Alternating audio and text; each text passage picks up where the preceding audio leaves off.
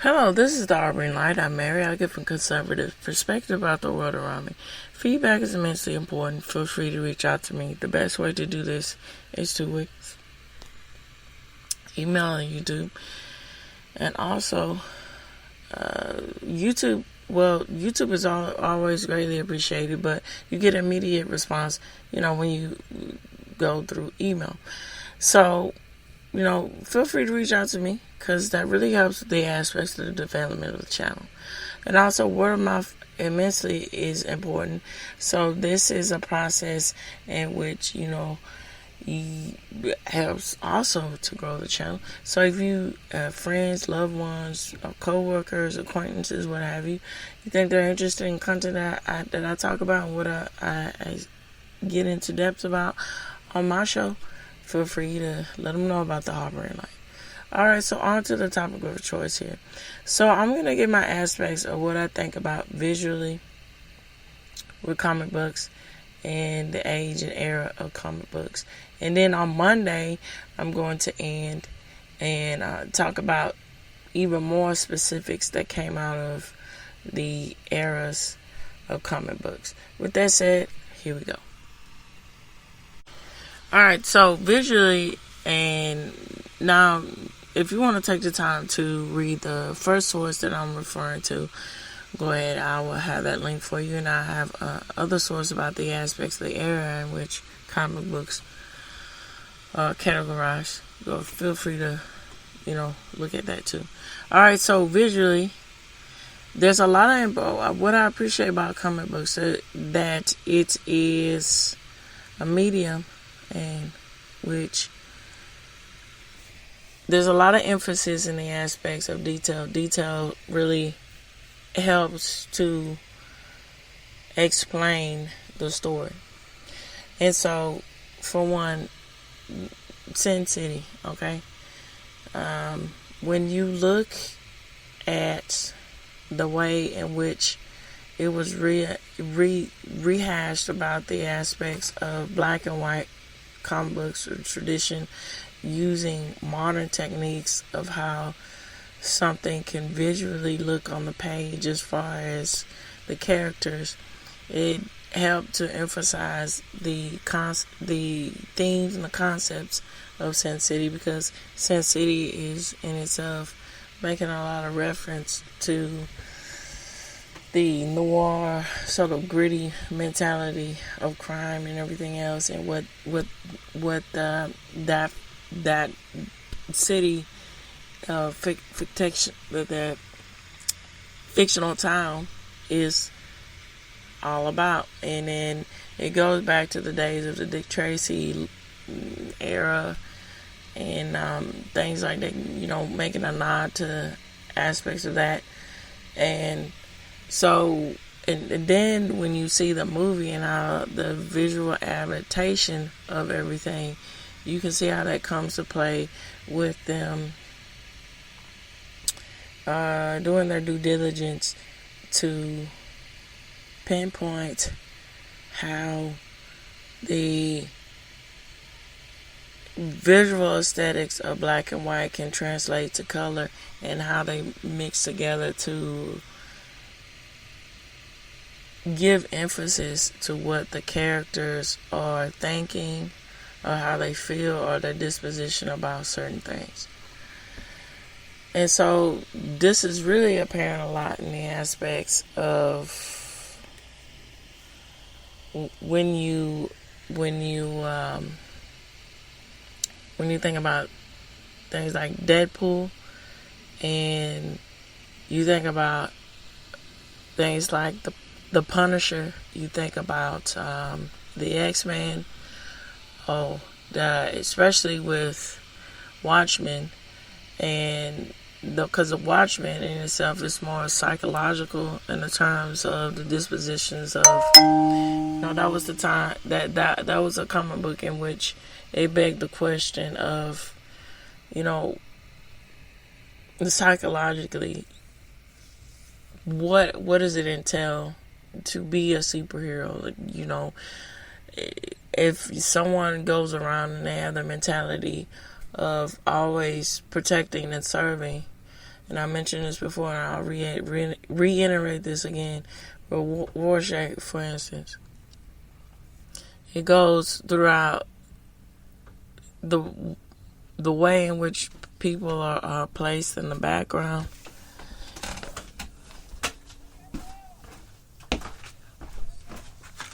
And then the way in which he is, and then the way in which he is internalizing everything. You know, you can see him going. It is place in which, you know, his psyche is breaking down, and it looks like you're going on to his mental struggle of reality of, you know, what's real, what's not, because you can see when it's setting up everything in the beginning of the comic book, well, graphic novel comic book, and him saying it looks like you're going through his state of madness. And so after this part, I'm going to get into more specifics about, you know, visually, from my point of view, what I gather and I take about comic books. All right, here we go. Okay, so the process of comic books and visually paying attention to detail, for me personally, it reminds me a lot about silk screening. And I was fortunate enough to have experience with that. And then visually, professionally, what I've had experience with is the aspects of laying out graphics and then editing and things of that nature. But silk screening was more of learning, you know, in school and everything else, and then carrying that on in other elements, but more along the lines professionally. What I've done mainly is more graphic design, things of software and stuff like that, and then laying it out and all kinds of stuff, and then everything else. So silk screening is really interesting with the process of that, because that's one of those things where I'm not saying that's not what you need to really pay attention to. Of course, you need to really pay attention to when you are laying out design, you're figuring out the concept and the software programs you want to use when you are doing graphics for certain things, and all of that, and keeping in mind what audience you're attracting, and what is about the subject matter and so forth. But going back to silk screening is a process. And then also to reiterate this, the graphic that I use for my radio show, I consider my podcast, even though it's a podcast, I consider it a radio show, really, the way in which I lay out everything. With the sunglasses and relax and everything, I actually made that when I was initially taking a silk screening class. And I was part of the process of digitally finding something for the subject matter I was asked to do, to convey a message and to figure out, you know, for the assignment, figure out what elements you want to use to convey that commercial message for something. If you wanted to go do an advertisement, if you wanted to do, you know, a concert poster, or you wanted to do a T-shirt, you know, that was really up to us. So y'all know that I had that background here. Okay, so on to that. So, silk screening is very interesting because at each step you have to be mindful of the overall idea of what you want to convey, because if you miss a step, it takes away the underlying meaning. It just doesn't communicate properly. Which, if you're using something like a software, to like for instance, if you're heavily focusing in on just one medium of software to use to convey something, it's very easy to put those things pull those things that were taken apart back together, because that's the one source that you were using. Whereas with silk screening, it's a multi-pronged process, to where it's a bit harder. It's not like it's impossible to do, but it's just a bit harder from my experience with it. It's a bit harder to make that work better, and to where you have to kind of at some point maybe reconsider if you want to start from scratch or not, especially if you are doing it manually. It's just easier. It's much easier when you have everything in line with all the different software that you want to use, to create whatever piece you're doing with silk screening. And when you look at, the reason why I'm bringing that up, when you look at comic books, you can see that. And then when you learn and hear, and you sit down and you listen to the creator of a comic book, whether that be them being interviewed for something, or you go to an expo or a Comic-Con or what have you, and they're giving their advice, or they're giving their thought behind their successful concept. That really is very prevalent in what you see with what they've done visually, of why it makes a whole lot of sense of the success of it. Now, a really good example of that, in order to really rein that in, is the aspects of Deadpool. Now, Deadpool, it's not anything that wasn't. Something that wasn't being played with and understood, but when we get and think about what I initially talked about with the mask and everything else, because that was really interesting in that comic book, with breaking the fourth wall and pretty much taking a very gritty look at the aspects of crime and violence and cartoon violence, right?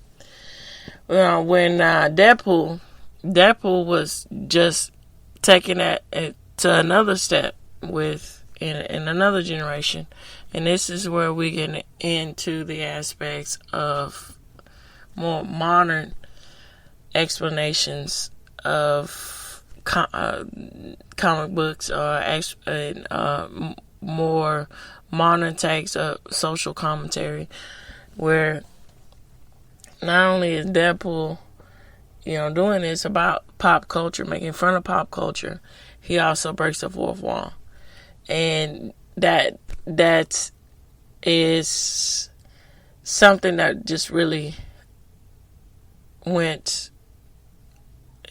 You can see why that gained so much popularity, and why the movies were as attractive as they were and successful as they were. Because, I'm simply speaking on my point of view, but y'all feel free to delve into that. Okay, that with Deadpool, before then, when it was done from a cinema point of view, it was very used in a sinister way. And the example that, from what I know about and understand, I'm sure it was, is other examples of this, but initially with Alfred Hitchcock, and in particular, there's a scene where most people know what I'm talking about, but now I'll break it down. Where it's I can't think about which movie it was, but I'll just break down the scene. So it's a tennis match going on, right? And everyone in the scene is looking back and forth because, that makes sense for them to look back and forth because, in a tennis match, they're, hitting the ball. You're going to be looking back and forth and back and forth and back and forth. But there is one person sitting down in the crowd, just staring right directly into the camera, and they're staring right directly at the other person that they're targeting. And the suspense and the thriller of why is this one person just staring right into the camera like that, and that's very jarring. And then, when a movie with the late John Hughes, with Ferris Bueller's Day Off, it was reiterated in a comedic way, in which Deadpool took liberties with that, in the movie, but it was, it's different in the comic book, and to break the dispense of reality and the means, and which is driving the point that we are making a satire about something. And so that in itself was very interesting about the aspects of visually. Another point of which is very appealing with comic books, and you can see the value and the place that it has on society because of how it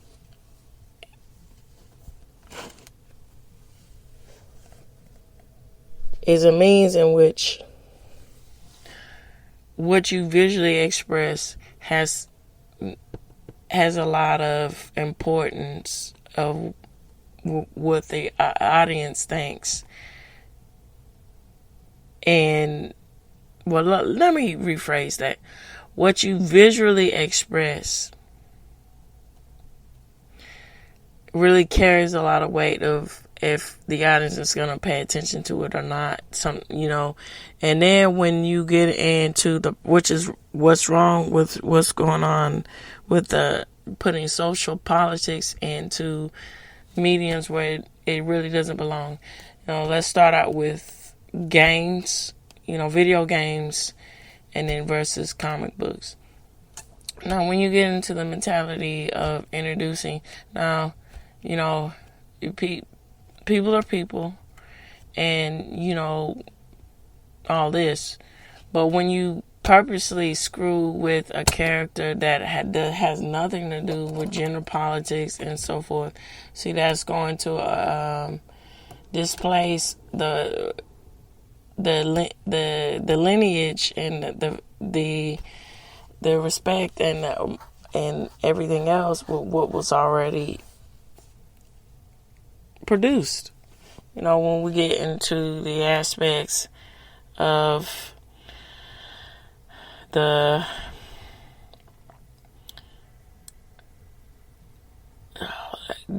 with the aspects of the New Mutants, and then doing things with the movie with what they were trying to visually convey.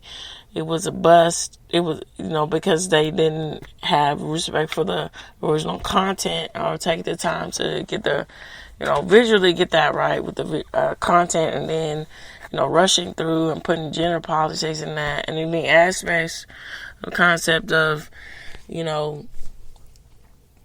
visually, all bodies are beautiful, and that, having the disposition where even the concept of looking average or below average is appealing when it's not. A really good example of this, wow, that's very misplaced and doesn't make a whole lot of sense when you put gender politics into things with the Supergirl movie. Now, Supergirl, when you see the comic book and when you see the original adaptation of it, that those things don't translate properly, because when you look at the comic book, she is not. She's all about serving and protecting. She has nothing. There's nothing to do with being with the aspects of being a lesbian or anything like that. It's about justice, protection, the American way, and being very conservative and all these things, and looking feminine, not looking unkempt, not having the disposition of trying to be an anarchist and breaking the law, or having that being a badass mentality. No, it's not like that. And that's very disservicing, because that in itself is taking away the respect in which the premise about Supergirl is all about, because that's what Superman in itself is. It is even though they're different, it's an extenuation of that, right? And that's what needs to be really understood when we get into the aspects of comic books too, and their origin, and in the state in which they have placed and they're going, because it's, I don't, it still needs to be reiterated and tacked out when you put something that's very fringe, and it only appeals to a very niche people, that not only it appeals to people who are self-loathing. Let's say that it's not going to translate properly as far as being successful when you think about being profitable, because people who are self-loathing, they're not looking for something that is successful. All they want to do is be that they just want to have destruction. They want to have chaos all the time. So why appeal to that, And that's something to be thought about when companies think that it's a good idea to get into this mentality of being quote unquote woke, which is what that's not helpful at all. When you're a person who calls themselves woke, they really aren't. They're just being delusional. And so there's that. And so I'm going to give my thoughts about the aspects. Well, okay, so initially what really interests me in comic books is, I was fortunate enough to grow up in the 90s where it was still retro. Well, it's still like that now, but you just gotta look for it. But, it was more and more easy. It was found, more and more part of the routine on television of retro shows. And particularly, it was interesting when I saw the old Superman show, and that initially caught my attention. A little kid saying, "Oh man, fly!" Like that was interesting. Like, "Ooh, what is that?" But what really got my interest a lot in comic books when I was old enough to understand. Now, the '90s Batman movies were just abysmal, and I'll keep saying it, even though Brockheimer, I think, was the director of that. Let me see.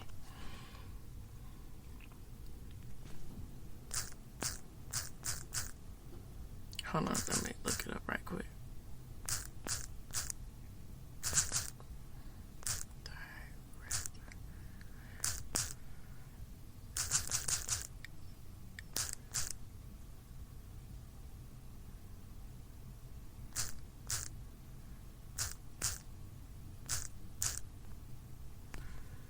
Oh,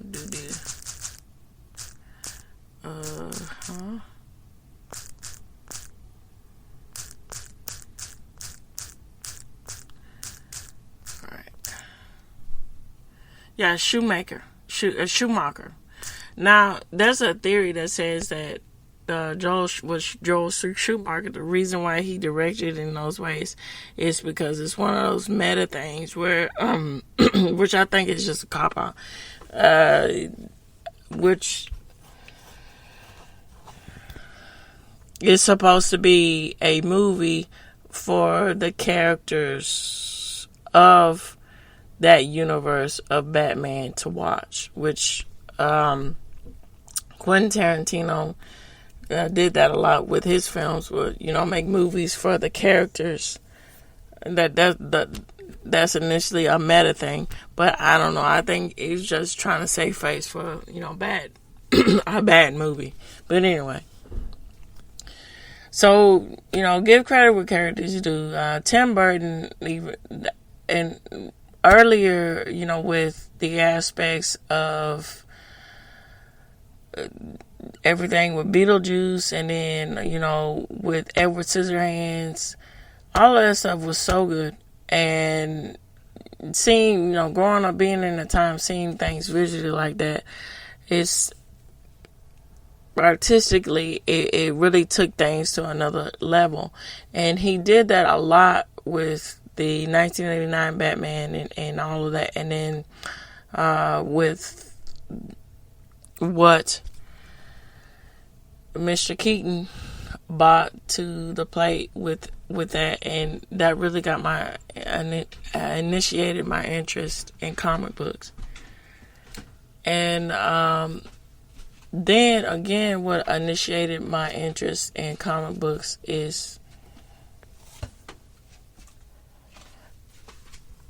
hold on, I'll be right back. All right, jumping right back into it. So what I was saying initially about Tales from the Crypt. Now, Tales from the Crypt, when I saw that on television, man, that was really something else. Even the concept, which I found out later when I met my husband, and initially that it was a movie, in the 70s, and it was a UK thing. And then, like I said, and like I was saying, in the 90s, when the series was going on Fox, that was visually seeing something like that, scare the wits out of you, even though, you're a kid and you're curious. But, even looking at that as a grown person, you're like, oh, man, geez. The process and creating, everything with the Crypt Keeper, and then, having those stories run along. And then when they initially came out with the Tales from the Crypt movies in the 90s, it was really something else too. But when you read the comics and everything else, it's very interesting with that concept with using ghouls and monsters to reiterate you reap what you sow. And that, that's just, man, that's something else. And so, to wrap up here, now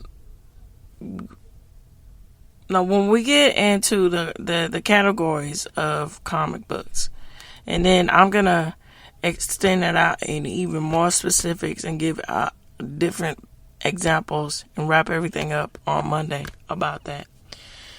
When we get into the Golden Age, the Silver Age, the Golden Age, Modern Era, and then, we get into subcategories of the Victorian era of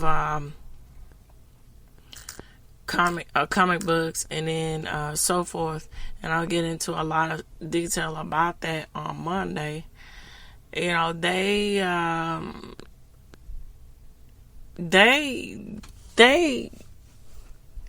a really good example of that, of making a lot of sense, in which comic books were really good about another medium of being really good at making commentary of the era in which they're placed. So when you get into the Silver and the Golden Age and the Modern Age, so the Silver and the Golden Age, it produced what we get with Superman, you get with Wonder Woman, and then with the X-Men and so forth. And then the X-Men, with Superman and Wonder Woman, that was all about patriotism to the full extent, and that made a lot of commentary about the aspects and the disposition about how people felt, especially from an American point of view, how people felt about taking national pride in something and uprooting to justice and everything else. Now, when you translate that into the more of the modern era, and with comics like X-Men, it was really interesting because when we get into the Hulk and stuff like this, all of that with Stan Lee, the late Stan Lee, specifically when we get into the 1970s and so forth. That was a very interesting era, because you started to see where mutants or superheroes or so forth, they started to internalize with some things more psychologically, to the point of them having human psychological struggles, to where, for instance, if I'm not mistaken, Wolverine having being alcoholic, having issues with that, struggling with things like that. And that was a lot of commentary about, again, the aspects of the conscious mentality in which people were seeing themselves, and the transitioning in the 70s, and the concepts of how people thought about modern life in the 70s and all these kind of things. And I just really, I can't express enough how comic books really are apt and innate with delving into these issues, and then also pushing the envelope to what's next. Now, with that said, this reaches the end, but if you want to continue the conversation, feel free to reach out to me. I would greatly appreciate that. Email is really is valuable. And then if you want to fill up those comments on YouTube, go ahead. Thank you so much for all the listeners out there. I appreciate y'all. Thank you. All right, with that being said, this reaches the end of the Harboring Light. Okay, so tune in, turn up, and definitely take care. Bye-bye for now.